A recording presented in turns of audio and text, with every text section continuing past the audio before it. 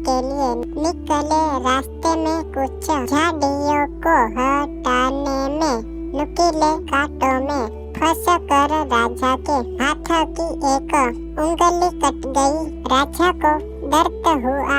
इस पर मंत्री ने राजा को कहा, महाराज चिंता न करे, जो होता है अच्छे के लिए ही होता है दर्द में। यह बात सुनकर राजा को गुस्सा हो गया। उन्होंने तुरंत अपनी सेना के आदमी बुलाया और मंत्री को महल के जेल में भिजवा दिया और उसे कारावास में रखने की सजा सुना दी। राजा के आदमी मंत्री को ले गए और इधर राजा जंगल में आगे बढ़ा। आगे जाने पर कुछ कबीले वालों ने राजा की बलि देने के लिए राजा को घर लिया। तब कबीले देने के लिए राजा को घर लिया। तब कबीले वालों ने देखा कि राजा की तो एक उंगली कटी हुई है। राजा का एक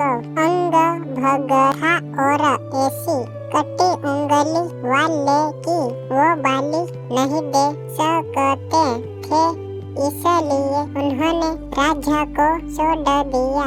उंगली कटी हुई होने से राजा की जान बच गई। तब राजा को मंत्री बात समझ आई। वो मालने गया और तुरंत मंत्री को जेल से प्रेम पूर्वक बाहर निकला और उससे सारी बात बताई। राजा ने मंत्री को कहा, भगवान ने मेरी तो जान बचाई, लेकिन मैंने तुम्हें अपमानित किया, जेल भेजा, इसमें क्या अच्छा हुआ?